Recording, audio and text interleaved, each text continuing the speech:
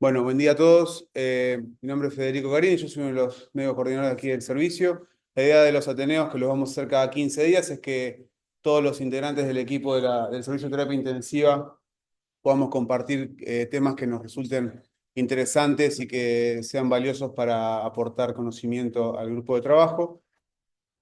Hoy en particular, yo traje una temática que a mí me resulta muy interesante y que creo que es muy habitual en terapia intensiva, que es el problema de la sedación profunda en el paciente internado en terapia intensiva. Vamos a hacer la sesión. Hay gente que está conectada, que nos va a escuchar online.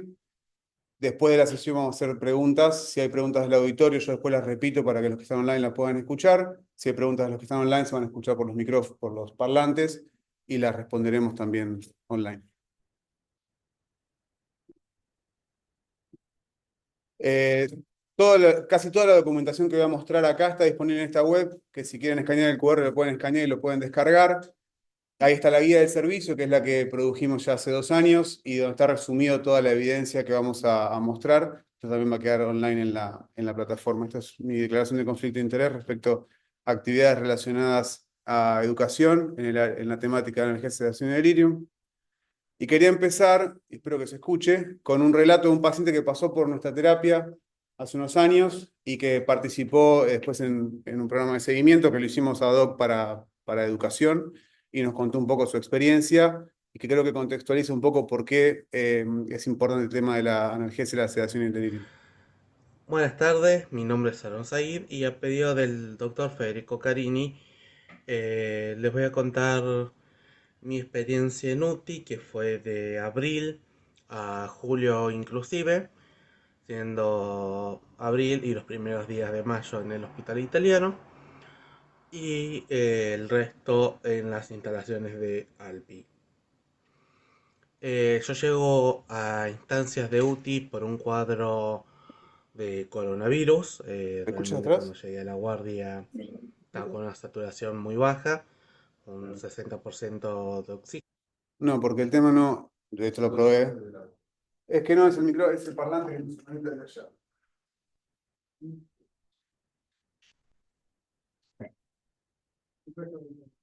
Con el cargador.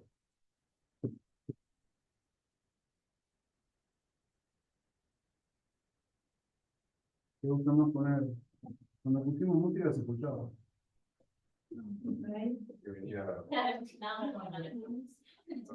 Fue Trini que nos hizo eso. Bueno, si no lo sabíamos.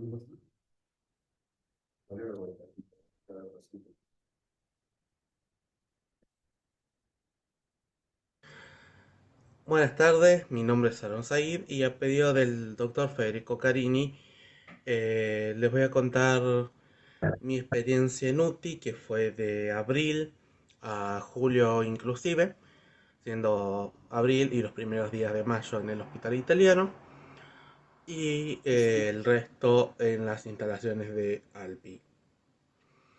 Yo llego a instancias de UTI por un cuadro de coronavirus. Realmente cuando llegué a la guardia estaba con una saturación muy baja, un 60% de oxígeno. Y bueno, Bueno, no importa. Él era un chico que estuvo en terapia intensiva, que lo que hizo fue contar su experiencia, lo van a ver en el video cuando esté subido a la página. Y él contaba su experiencia en terapia intensiva, ingresó a principio de abril, estuvo 20 días internado en terapia intensiva, intubado, traqueostomizado, y él tiene recuerdos que puede traer en la entrevista de recién 20 días después del ingreso. Esos 20 días no se acuerda nada. Obviamente hubo intentos de despertarlos con mucha agitación, con delirium, con contención física. Por nuestra parte estuvo en la cama 21 internado mucho tiempo. De aquí se fue a Alpi y de Alpi se fue de alta a la casa. Y lo que él cuenta es debilidad, dependencia física. Esta entrevista fue 3 meses después del alta y él todavía estaba en una situación de mucha dependencia, un chico joven que hasta ese momento, si bien tenía algunas comorbilidades, tenía una vida normal. Y parte de lo interesante de lo que él cuenta también es cómo tenemos un periodo de tiempo donde el paciente no participa de su cuidado porque está en sedación profunda y en las consecuencias que tiene eso, incluso en un paciente joven y sin fragilidad previa, ni hablar de un paciente anciano con fragilidad. Entonces, para empezar a contextualizar esto que les contaba antes, que no pudimos escuchar de Aarón, creo que el paquete de medidas ABCDF o el BAN del ABCDF un poco intenta resumir la mejor evidencia que tenemos para el manejo de la analgesia, sedación y delirium en el paciente de terapia intensiva, y el BANDEL comienza con menos sedación. Si el paciente está en sedación profunda, el resto de las cosas que deberíamos implementar no las podemos implementar. E incluye manejo de analgesia, la combinación de la vacación de sedación y la prueba de ventilación espontánea, la elección de sedantes y analgésicos con el mejor perfil de efectos adversos, la evaluación integral del delirium, la movilización precoz y la inclusión y empoderamiento familiar. ¿Cuánto se implementa el bundle? Ahora que acabamos de pasar por la joint, sabemos que la implementación de estrategias basadas en evidencia suele ser bastante difícil y el bundle no escapa a esa realidad. Este trabajo del IU del 2021 que se hizo durante COVID muestra esta implementación que ven aquí, ninguno pasa del 50%, y hay estrategias, por ejemplo, la movilización precoz en pacientes de ventilación mecánica que lleva al 4%. Y fíjense que incluso en trabajos que estaban dedicados a la implementación de esta estrategia, como el trabajo de Brenda Pan de 2019, la implementación del 100% de las medidas en todos los pacientes era menos del 10%. O sea que hay un problema en cuanto a implementación. Y uno podría decir, bueno, tal vez es porque no tiene tanta evidencia y entonces pasa a ser como algo que queda en segundo plano. Entonces yo, en esta diapositiva lo que quise hacer es un poco resumir las estrategias que sabemos que en terapia intensiva impactan en mortalidad. En general es el outcome que más miramos. Creo que de a poco estamos cambiando esa mirada y pensando no solo en que el paciente sobreviva, sino en cómo sobrevive a la terapia intensiva. Pero bueno, aquí lo que intenté hacer es una lista no exhaustiva, seguro que me faltan algunos, pero bajo BT en distrés, el prono, los bloqueantes neuromusculares, la CAF en distrés, el tratamiento protocolizado de la sepsis, el ECMO en distrés, el recovery para los esteroides en COVID, el TOSI para COVID. Y yo puse acá el BAN de la BCDF porque de hecho la evidencia que tenemos en los trabajos, que hay 3 trabajos grandes que entre todos suman 20.000 pacientes. El más grande es el de Brenda Pan del 2018 que suma 15.000 pacientes en más de 60 centros en Estados Unidos. Y lo que ellos mostraron que hay una dosis, hay una respuesta a medida que uno aumenta la implementación del bundle, esto es 35-0, 100 versus 0. Fíjense cómo aumenta la probabilidad de alta de terapia intensiva, aumenta la probabilidad de que el paciente se vaya del hospital y reduce el riesgo de muerte. Cuanto más implemento estrategias de mejora en este tema, mejor le va al paciente. Estos son todos los centros que participaron de la estrategia de implementación y estos son los resultados en ventilación mecánica aquí arriba, dolor, ahora vamos a volver a dolor, prevalencia de coma en descenso, delirium en descenso y uso de contención física en descenso. Obviamente hay más dolor. ¿Y por qué hay más dolor? Porque el paciente está despierto y lo puedo detectar. Si yo no tengo monitores de nocicepción, el ANI, la pupilometría, no tengo forma de detectar dolor en pacientes que tengan un RAS mayor a -4. Entonces despertarlo hace que yo ahora pueda además medir dolor. También es importante considerar quién es el encargado o quiénes somos los responsables de implementarlo. Si bien todos deberíamos participar, hay actores que tienen más preponderancia en cada una de las partes del bundle. Cuando los trabajos, este es el trabajo de Brenda Pan, operacionalizan quién se encarga de cada cosa, lo operacionalizan así. Entonces dicen, la prueba, la vacación de sedación y el manejo de analgesia del enfermero, la prueba de ventilación espontánea del kinesiólogo, la coordinación entre la ventilación espontánea, entre el despertar y la ventilación espontánea del enfermero y el kinesiólogo, el delirium, el enfermero, movilización precoz, el fisioterapeuta y la inclusión y empoderamiento familiar del enfermero, con obviamente todos nosotros formando parte activa y positiva de ese esfuerzo. Esto se enmarca en un cambio de paradigma en cómo encaramos el cuidado del paciente, de un cuidado más médico-centrista a un cuidado más interprofesional, donde todos trabajamos con el centro de la escena ocupado por el paciente. Ahora bien, eso es el bundle, un poco diciendo que el objetivo es que haya menos sedación, pero hay pacientes que van a requerir sedación profunda y todos sabemos que hay un porcentaje de los pacientes que tienen ventilación mecánica que requieren sedación profunda. Y en nuestro algoritmo lo que hicimos fue decir si el paciente está en ventilación mecánica, definir si requiere sedación o no, porque tal vez no requiera sedación, y si requiere sedación y el RAS objetivo es -3, -5, entonces la decisión será usar propofol en infusión continua como primera elección, más un opioide en infusión continua. Cuando tengamos monitores de nocicepción, podremos titular también la dosis de opioide y no usar tanto opioide sin tener un dato fehaciente de que el paciente tiene en ese momento nocicepción. Y si pasan más de 48 horas porque sabemos que hay riesgo de síndrome de infusión de propofol y riesgos metabólicos, evaluar rotar a benzodiazepinas. Este es nuestro algoritmo actual, que tiene problemas seguro porque desde el 2018, incluso desde antes, pero en la guía del 2018 ya lo recomiendan con más fuerza, deberíamos intentar obviar usar benzodiazepinas. Porque las benzodiazepinas se acumulan, tienen metabolismo hepático, excreción renal, tienen metabolitos intermedios y son las que más se asocian con delirium y peor resultado en terapia intensiva. Sin embargo, si bien las guías sugieren propofol o dexmedetomidina versus benzodiazepinas, la evidencia es condicional, la recomendación es condicional con baja calidad de evidencia. Esto se debe a que cuando uno analiza la evidencia que hay para cada uno de los puntos que analizan, no hay tanta fuerza para esa recomendación. Mirando un poco al desarrollo histórico de la sedación desde la década del 70 para acá, en la década del 70 ya teníamos las benzodiazepinas y empiezan a aparecer recién en el 95 las primeras guías de la Sociedad Americana de Cuidados Críticos. En los 2000 se empieza a discutir que la sedación profunda genera peor resultado en los pacientes y aparece el trabajo de Kolev, que lo que hizo fue comparar sedación continua versus sedación intermitente y les iba mejor a los que tenían menos sedación. Aquí aparece la segunda versión de la guía de cuidados críticos. En el 2000, ya entrando en los 2000, aparece el CAMICU, que es con lo que medimos el delirium, eso es 2001, del grupo de Wessely. Aparece el trabajo de Strom de no sedación del 2010 desde Dinamarca. El trabajo de vacación de sedación de la Universidad de Chicago también es del 2001. O sea que es todo relativamente reciente. En los últimos 25 años tenemos todo este cuerpo de evidencia que empieza a crecer para que ya en el 2018 las últimas guías, que son las de Devlin, desde Boston, tengan 540 referencias. La última guía de la Sociedad Americana de Cuidados Críticos tiene 540 referencias que son el fundamento para las recomendaciones que dan versus 12, 13 que había en la primera guía del 95. Y en el 2020, como todos sabemos, empieza la epidemia de COVID, la pandemia por COVID, y cambia un poco las reglas de lo que veníamos haciendo hasta ese momento en sedación. Sin embargo, antes del COVID ya había un uso generalizado y continuo de benzodiazepinas, y no solo en Latinoamérica, esto es Estados Unidos 2009. Fíjense que acá están las benzodiazepinas, 80 y pico por ciento de los pacientes que recibían sedación recibían benzodiazepinas. Esto es pandemia en el hospital en San Martín de la Plata.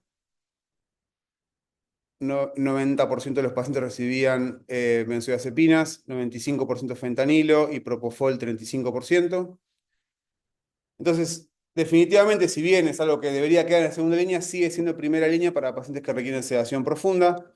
Y cuando uno revisa la progresión que ha habido en la evidencia respecto al efecto negativo de las benzodiazepinas, que es algo que venimos discutiendo hace muchísimo, si deberíamos eliminarlas de la farmacopea en terapia intensiva y no usarlas más, la verdad es que cada vez más prueba que cuando uno las usa de una manera prudente, durante un tiempo corto y con un buen monitoreo de la sedación, no son tan negativas como se pensaba al principio. Este panel que ven aquí es una revisión que publicamos recientemente y lo que hicimos fue comparar la evolución de los ensayos más grandes y relevantes sobre sedación, cómo la incidencia de delirium se reduce, porque mejoramos las prácticas que previenen delirium, que es multicausal, cómo aumentan los días sin delirium y sin coma, que es lo que vemos aquí, y cómo la recomendación sobre el uso continuo de diferentes sedantes va cambiando y de ser muy riesgosas las benzodiazepinas empiezan a entrar en una categoría de menos riesgo. Yo no estoy diciendo acá que deberíamos usar benzodiazepinas para todos, estoy diciendo que el problema no es solamente la droga que estamos usando, sino que en el universo de cosas que pasan en terapia intensiva, solamente porque no usen benzodiazepinas, si igual haces sobresedación, no movilizas a los pacientes, no los despertás todos los días, no uses monitoreo objetivo, vas a tener igual efectos negativos. Me parece que es una de las cosas que podemos mejorar. Volviendo entonces al tema de la charla, que es la sedación profunda, en los pacientes que requieren sedación profunda, por ejemplo, hipertensión intracraniana, estatus epiléptico, pacientes que requieren bloqueo neuromuscular o que tengan alto requerimiento de soporte ventilatorio, lo que tenemos que hacer es encontrar la mejor estrategia. Punto uno, usarla durante el menor tiempo posible y cuando sea seguro, que esto es lo que está también en nuestra guía, cuando pase todos los criterios de exclusión y no tenga ninguna advertencia de riesgo, hacer vacaciones de sedación y despertarlo. La regla por defecto es que todo paciente debería vacacionar todos los días, salvo que haya una contraindicación. Y en el servicio eso es 8:15 de la mañana y lo hace enfermería.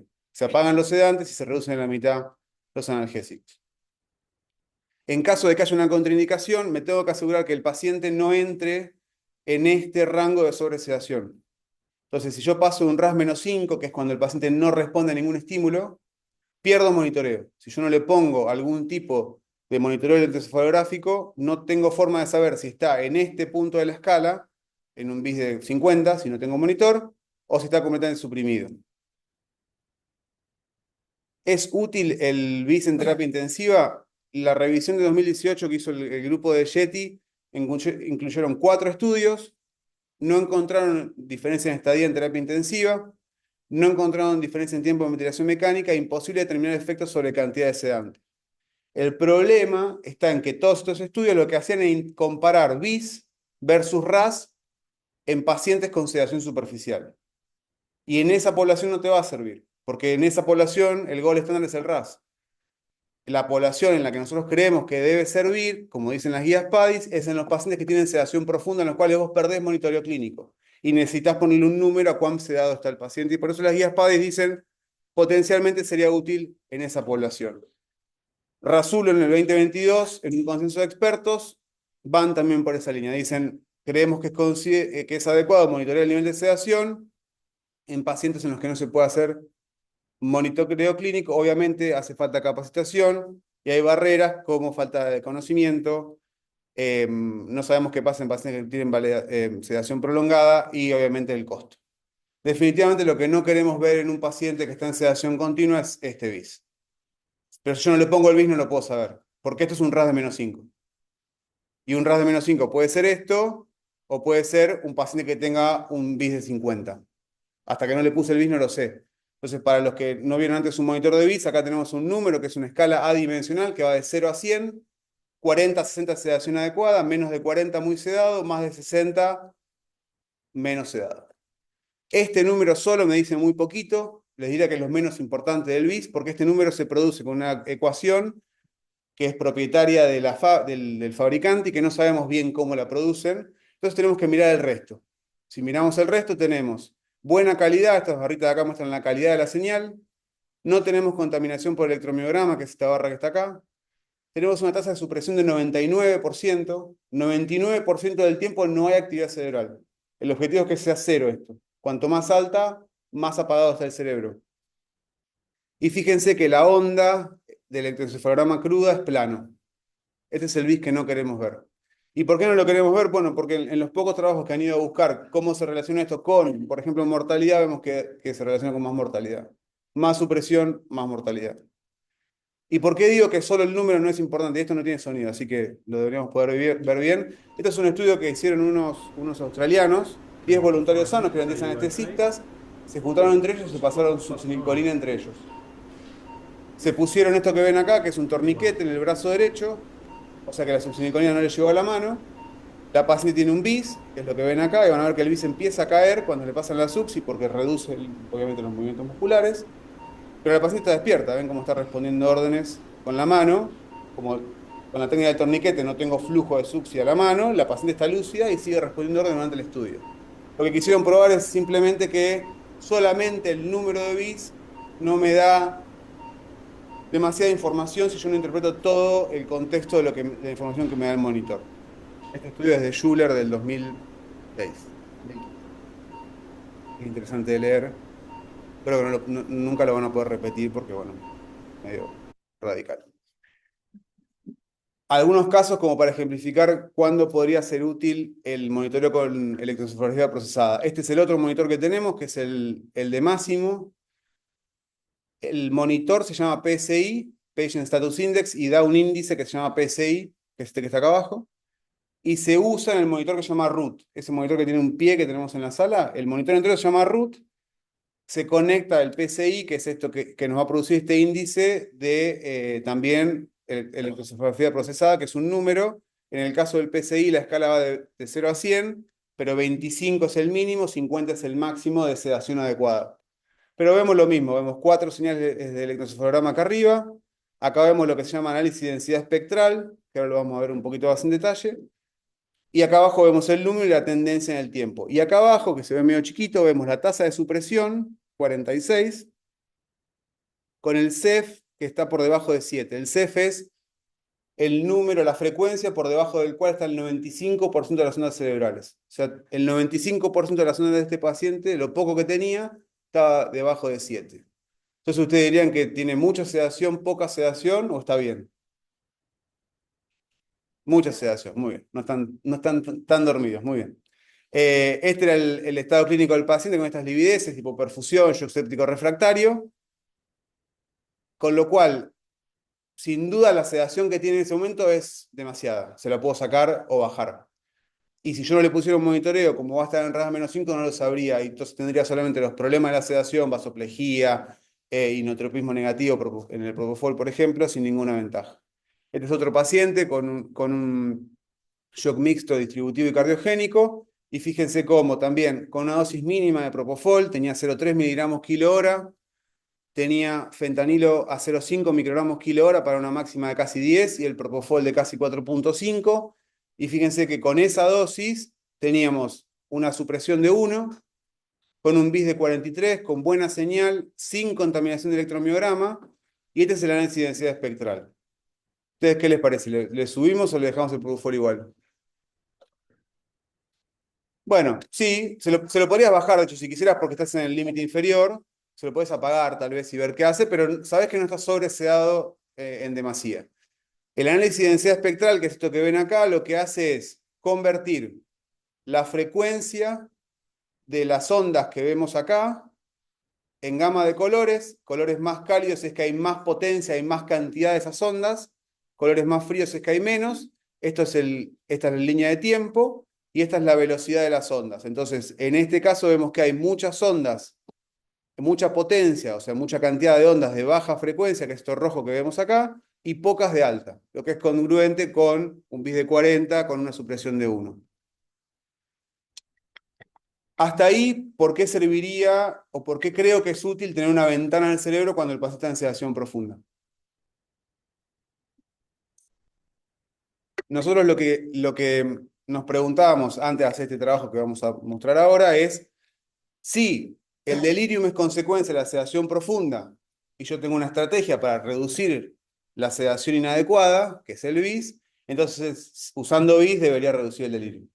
Esa fue la hipótesis que disparó la pregunta que disparó la hipótesis para este trabajo que se hizo acá en el servicio, que es un ensayo clínico aleatorizado doble ciego, que se publicó recientemente en Chest.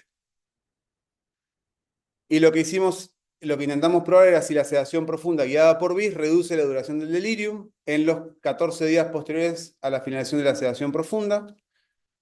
No lo quiero discutir en profundidad para no aburrirlos, pero fue un ensayo clínico unicéntrico, controlado, ciego en la medición del outcome primario, o sea, los medidores de delirium no sabían en qué grupo había estado el paciente cuando estuvo con sedación profunda. Se randomizó 1 a 1 en bloques. Obviamente tenía aprobación por el comité de ética. Incluíamos a todos los pacientes que tenían más de 8 horas en sedación profunda. Empezamos en abril del 2019, pre-pandemia por COVID, y terminamos en noviembre del 22, durante la pandemia por COVID. Y uno de los problemas que tuvimos fue que en principio íbamos a excluir los pacientes que tenían COVID, hubo que presentar una enmienda, entonces se prolongó más el tiempo, pero esto es un poco el método. Lo que se hizo fue, se aleatorizó a los pacientes a seguimiento clínico versus sedación guiada por BIS. A todos les pusimos BIS para ver cómo estaba el cerebro de los dos grupos. Y después teníamos el primer objetivo, días sin delirium, en los primeros 14 días tras la sedación profunda, sin delirium y coma. Correcto, ahora lo vamos a mostrar. Y el objetivo 2, la dosis de fármacos sedantes recibidos durante la sedación profunda. ¿Cómo lo tapábamos? Todos tenían BIS, pero los pacientes que estaban ciegos, que eran control clínico, no sé si alguno de los enfermeros que está acá lo recuerda, pero lo que hacemos era tapar el monitor de BIS. Inicialmente le hacíamos un papelito que se perdía, entonces, bueno, pasamos a métodos más radicales y drásticos. Entonces, esto estaba conectado al BIS, pero no podíamos ver qué tenía. Esto tiene problemas porque yo no puedo ver la calidad de la señal, no puedo ver si pierdo impedancia, no puedo ver si pierde contacto. Entonces, obviamente, tuvimos pérdida de datos en los dos grupos, pero más en el paciente, en el grupo que estaba ciego, el BIS. Se hizo screening de 366 pacientes, randomizamos 99, 49 a monitoreo clínico y 50 a BIS. Las causas para sedación profunda, distrés grave 43%, shock séptico 25%, shock hemorrágico 21%, trasplante pulmonar 7%. ¿Cuánto tiempo duraba la sedación profunda? En el grupo clínico 2.7 días, en el grupo de BIS 2.1 días. 19% de los pacientes nada más era COVID grave, por lo que les contaba que inicialmente los tuvimos que excluir. Entonces, no encontramos diferencia en el outcome principal, que era días libres de delirium. En el grupo BIS era 7.6 días libres de delirium en los primeros 14 días versus 5.6. O sea, tuvieron más días libres de delirium en el grupo BIS, pero sin una diferencia significativa. Cuando analizamos pacientes con sedación profunda prolongada, que esto es más de 24 horas, sí encontramos una diferencia, 6.9 versus 3.5 días libres de delirium. ¿Será esto porque en la sedación prolongada empezamos a tener más efectos negativos de las benzodiazepinas y el propofol? ¿Cuánto usamos de cada cosa? 92% de los pacientes recibieron propofol, 51% de los pacientes recibieron midazolam. Y en cuanto a dosis, en ningún caso nos pasamos de la dosis máxima que proponemos en el servicio, 0,16 versus 0,13, esto es grupo control clínico y control con BIS. Fíjense que en el grupo de control clínico, o sea, cuando monitorizamos clínicamente pacientes en sedación profunda, 46% de las horas tuvimos BIS menor a 40, o sea, estaban en sobresedación, versus 32% en el grupo que tenía BIS. O sea, por lo pronto, tener un monitor nos permite reducir las horas en las que tiene sobresedación. Y la otra cosa, el otro punto donde sí encontramos diferencia es en el uso de las dosis que se usaban y lo que les contaba antes del BIS, ¿no? Fíjense que el BIS era más profundo en el grupo de control clínico y las dosis eran mayores en el grupo de control clínico, que es la barra roja que ven aquí arriba, y las barras se van separando más, principalmente en el midazolam, con el paso de las horas. Creo que una de las faltantes de este trabajo es la evolución al alta de los pacientes, ver si realmente hubo diferencia en esta dosis distinta y mínima diferencia de delirium en la evolución posterior, porque no tenemos un seguimiento sistematizado de este grupo, para prevenir esto que es el síndrome post-terapia intensiva y que en última instancia creo que es también uno de los puntos importantes de todo lo que estamos hablando, mejorar el cuidado agudo del paciente, pero que nos permite no hipotecar el futuro de ese paciente con cosas que hoy parecen, bueno, le pusimos también propofol midazolam en dosis máxima porque no lo podemos sedar y eso tal vez después te termina generando más problemas a lo largo del tiempo. Y ya para ir terminando, ¿cómo seguimos ahora después de haber pasado la pandemia y entrando en una fase de estabilidad, si quieren, nuevamente, habiendo discutido y mostrado la evidencia que había hasta ahora? Nosotros hicimos de la Federación Panamericana un estudio donde intentamos preguntarle a los profesionales cuál era su percepción respecto a cómo hacemos sedación en la era post-pandemia. Esto fue realizado en toda la zona de América y España y Portugal. Y fíjense que lo que preguntamos era básicamente cuál era la percepción de que seguíamos haciendo sobresedación y si lo seguíamos haciendo, con qué se relacionaba. En Sudamérica, casi 40% decía que sí persistía, Norteamérica 15% y Península Ibérica 15%. Centroamérica y el Caribe teníamos pocos respondedores, así que no sé cuán representativo será. ¿Y con qué se relacionaba que tengamos esta percepción? Parece una verdad de perogrullo, pero que sigamos con hábitos adquiridos en la pandemia. A todos le ponemos propofol midazolam por defecto, más bloqueantes neuromusculares. Que tengamos personal no entrenado o sin experiencia que está entrando en la unidad, que se entrenó en una época donde todos los pacientes estaban en RAS-5 con bloqueantes neuromusculares durante 3 semanas, que no fue por la experiencia de los que nos entrenamos antes. Uso de midazolam pre-pandemia para sedación superficial. Y los factores que eran protectivos frente a esta percepción era que tengamos el monitoreo de delirium, que hagamos monitorización guiada por enfermería de analgosedación, garantizar el ciclo sueño-vigilia y el uso de analgosedación guiada por objetivos pre-pandemia, que creo que habla un poco de que son lugares que ya estaban intentando implementar el ban de la BCDF. Los puntos clave y como conclusión ya de lo que venimos hablando hasta ahora, creo que el monitoreo con algún tipo de monitor de electroencefalograma procesado en sedación profunda es útil, por lo que discutimos hasta recién. Creo que tenemos que priorizar la sedación profunda en la menor cantidad de casos posibles y durante el menor tiempo posible, porque incluso monitoreándola sabemos que tiene efectos deleterios, y jerarquizar la implementación del ban de la BCDF, y que la clave sigue siendo intentar no apagar el cerebro, y si lo apagamos, que sea durante el menor tiempo posible y con mucho cuidado para evitar que tenga consecuencias posteriores. Nada más, muchas gracias.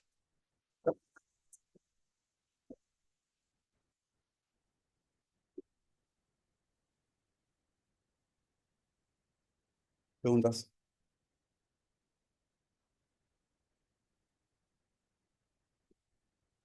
Te hago una fe de que un poco lo hablamos la otra vez en un postazo, un repaso, me acuerdo que habíamos discutido, que, bueno, obviamente sabemos que Sobresal está mal, con todo lo que estoy mostrando, pero llega un momento donde uno, ya que también lo habíamos discutido con Nacho y con Linda, ¿en qué momento vos decís, este paciente que estamos en proceso de Whitney, está en ventilación espontánea y presenta o desde lo respiratorio o desde lo hemodinámico algún criterio donde diga, si yo no lo sé en este momento, perpetúo, genero injurias social al respirador por las sincronías, por trabajo respiratorio o por lo que sea? Y una que discutimos con vos una vez fue en qué momento en un paciente con descompensación hemodinámica y empiezo a subir los vasopresores y digo, che, esto estoy manteniéndolo en una lógica de tratar de mantener la relación disponibilidad-consumo lo más balanceada posible. Tengo que sedar al paciente para que no trabaje en un músculo respiratorio, para que no gaste en respirar y que lo haga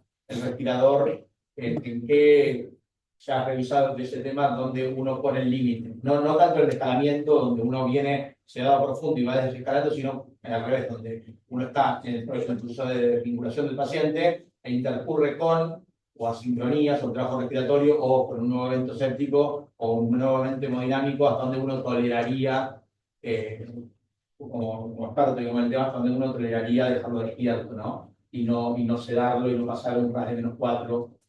¿Qué estrategia tomarías ahí? Entonces, Sí, la repito, no sé si se escuchó los que están, si no, díganme por el chat y la repito. Creo que si el paciente está en desvinculación de la sedación y el problema es la asincronía en particular, la sedación no estoy seguro que lo vaya a resolver. Con muchas salvedades. Primero tendríamos que ver por qué tiene asincronía. Si tiene dolor, si tiene delirio, si tiene agitación, si está incómodo, si está en un modo. Pasa un montón de veces que pasemos una vacación un paciente que está en volumen control con un Tidal de 4 y se va a despertar incómodo. Si le estamos dando 4 mililitros kilo y lo despertamos, probablemente no se despierte sincrónico. Que creo que eso es algo fácil de mejorar. Entiendo lo que vos decís y me parece que no hay una respuesta única.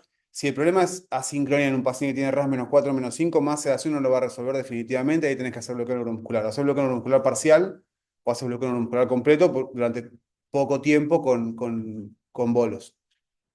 Si el problema es asincronía en un paciente que está en RAS de 0, yo creo que también hay que discutir hasta cuánto vamos a tolerar las asincronías y cuánta evidencia tenemos que el P-Sili sea peor que la sedación profunda y el bloqueo neuromuscular. Porque me parece que no hay tanta, que no hay ningún trabajo que compare PECILI versus sedación profunda y vemos que es peor. Entonces yo creo que intentaría optimizar la estrategia ventilatoria para que la sincronía sea lo menos deletérea posible, tolerando que un paciente esté despierto, porque la prioridad es que el paciente esté despierto, cómodo y sin dolor. La otra pregunta que me parece muy interesante, y de hecho la agregamos, ahora estamos haciendo las guías de FEPINTI el año que viene, y lo agregamos como pregunta, después de lo que discutimos lo agregamos como pregunta, y no hay tanta evidencia, hacemos una revisión sistemática, y no hay trabajos que hayan ido a responder shock séptico o sedación profunda, sino. Y tampoco hay evidencia de que uno baje el consumo con más sedación. De hecho, sí sabemos que darle propofol a un paciente que tiene un shock séptico, que ya tiene probablemente algún grado de miocardiopatía asociada a la sepsis, más la vasoplejía causada por la sepsis, y yo encima le agrego el efecto vasoplejizante y depresor del propofol, probablemente tenga más consecuencias negativas. Entonces creo que ahí yo creo que el objetivo tiene que ser que tenga el menor consumo de oxígeno, la mayor comodidad posible, sin sedación profunda por defecto. No estoy seguro de que porque un paciente tenga CO3 gas menor tenga que estar en RAS -5. no veo cómo el propofol me va a mejorar la 03 gamma de Nora. Por ahí me equivoco, no lo sé y no encontré un trabajo que me diga ni que sí ni que no. No sé qué piensa el resto. De dosis, no en cuestiones de oxigenación, digamos, ¿no? Entonces, obviamente, si uno sube la dosis, probablemente requiera más si uno se da más, probablemente requiera más dosis de noradrenalina, y ahí está el balance en cuanto De- a la hemodinámica. No, de acuerdo, por ahí hay un paciente de shock cardiogénico donde claramente el problema es el delivery de oxígeno reducido por el shock cardiogénico, tal vez allí sí la ecuación se te incline demasiado, pero en un paciente séptico no lo sé, porque el problema es, creo que el consumo, no tanto la oferta. Pero bueno, no tengo una respuesta perfecta, me parece. Preguntaron, perdón, Adrián dice, Eduardo Prado preguntaba el manejo de sedación en pacientes con shock séptico, por un lado, y por otro lado el manejo de sedación en pacientes con asincronías. Emi Steinberg levantó la mano.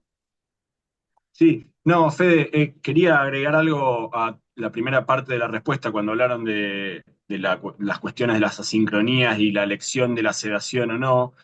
Me parece que estoy de acuerdo con que no está estipulado, no está probado qué es mejor, si sedar o permitir la lesión pulmonar. Eh, lo que me parece es que tenemos herramientas como para hacer un seguimiento de ese paciente el que pensamos que está empeorando, ¿sí? Bueno, obviamente es monitoreo de la mecánica respiratoria, monitoreo del esfuerzo muscular y también cuestiones asociadas a la oxigenación, al intercambio de gases y a la hemodinamia. Eh, el paciente que empeora con la ventilación espontánea, ya sea por una cuestión de asincronía o por una cuestión de esfuerzo elevado, probablemente deteriore la oxigenación, deteriore la mecánica respiratoria y deteriore la hemodinamia. Y el que se beneficie probablemente o se mantenga igual o mejore, francamente, continúe con la mejoría. Me parece que el que no mejora ni empeora puede ser el que más dudas genera, pero al que la ventilación espontánea le cae mal, deteriora todas esas variables, y al que le cae bien, mejoran. De una forma u otra, me parece que la clave está en el seguimiento cercano, el monitoreo cercano y en no extenderse quizás en la toma de decisión para volver para atrás cuando el daño lo estamos viendo, ¿no? Tengo un montón de evidencia. Digo, Sí, Adrián había levantado. No está más. No, soy yo, estamos con Pauli y con Nico. Claro, Edu, si vas a preguntar, pero venite acá, porque si no te lo repite. Pero vení a preguntar acá. No. Fede, te quería preguntar qué sugerencias tienes en los pacientes que están en ECMO en cuanto a la sedonalgesia. Nosotros hemos cambiado un poco el último año el trabajo con estos pacientes. Si bien en la pandemia todos los pacientes estaban en redes de -4, -5, este año los pacientes que hemos podido despertar precozmente, les hemos sacado rápidamente los bloqueantes neuromusculares, los hemos tenido despiertos y hemos jugado sobre todo con el SWEP de gases. No sé qué nos sugieres o qué cosas nuevas tienes. Bueno, no, es que creo que sí, las guías lo que recomiendan es eso, recomiendan que el paciente esté lo más despierto posible y que uno intente bajarle el drive con el barrido de gases. En pacientes que requieren sedación profunda hay que tener en cuenta la interacción de las drogas con la membrana. No creo que tengamos que discutir ahora en detalle eso, pero está en las guías que sacó la ELSO y que ahora van a sacar una nueva guía de sedación. Está detallado cuáles interacciones más con la membrana, porque son más lipofílicas. Y tener en cuenta eso para ver el efecto deseado, pero en definitiva necesitas monitoreo con BIS en un paciente que tenga sedación profunda. Y creo que si uno puede tener al paciente despierto y cómodo, sigue siendo la misma propuesta. Yo no sé, porque de hecho lo ves en pacientes que tienen volúmenes corrientes muy bajitos, 100 mililitros, igual tienen incomodidad, por más que le barras el CO2 y lo pones con 20 de CO2, igual tienen esfuerzo, porque creo que hay mecanorreceptores que igual van a percibir, van a generar disnea, que es lo que vemos en la actividad clínica. Pero Creo que igual en esos pacientes, más allá de la sedación, lo importante es buscarle la injuria. O sea, el esfuerzo, eso me parece lo más importante, porque la sedación es fácil, uno lo puede bajar, le puede poner dexmedetomidina, besazepina intermitente, lo que sea, o aumentar el barrio, pero me parece que ahí uno lo que tiene que buscar es controlar que no haga injuria y me parece que esa es la clave. Lo que sí hay en pacientes con sedación despierta, ese es el bloqueo parcial, lo que vos decías, bloqueantes neuromusculares, sin tener propofol, diazonal, nada, con Dex, Fenta y Barrio, y bloqueo neuromuscular parcial, en pacientes con ECMO no hay. De hecho, hay un trabajo de Dianti con Google y todo, donde proponen un esquema de desvinculación del ECMO sin sedación, y a la cabeza están todos los mecanismos de injuria. Dice, bueno, Pero ellos proponen hacer bloqueo neuromuscular en paciente despierto. Hay dos trabajos de bloqueo parcial, como decías, que cuando uno disminuye el 20% de la fracción de engrosamiento con actividad diafragmática con balón esofágeo con bloqueantes neurológicos. Sí, entiendo y estoy de acuerdo. Lo que uno intenta reducir es el tironeamiento pulmonar, para decirlo en criollo, pero si no es en un contexto experimental con mucho control, yo tendría mucho cuidado de dar bloqueo neuromuscular en alguien despierto, porque no sabes. Pero por experiencia, el paciente con ECMO es el paciente más contemporáneo. No, control en el sentido de estar seguro de que no vas a perder estado de conciencia, porque de hecho la razón por la que aparecen los monitores como el BIS, que es el primero que aparece en la década del 90, es por los pacientes que empezaron a denunciar a los anestesistas porque estaban despiertos en las cirugías.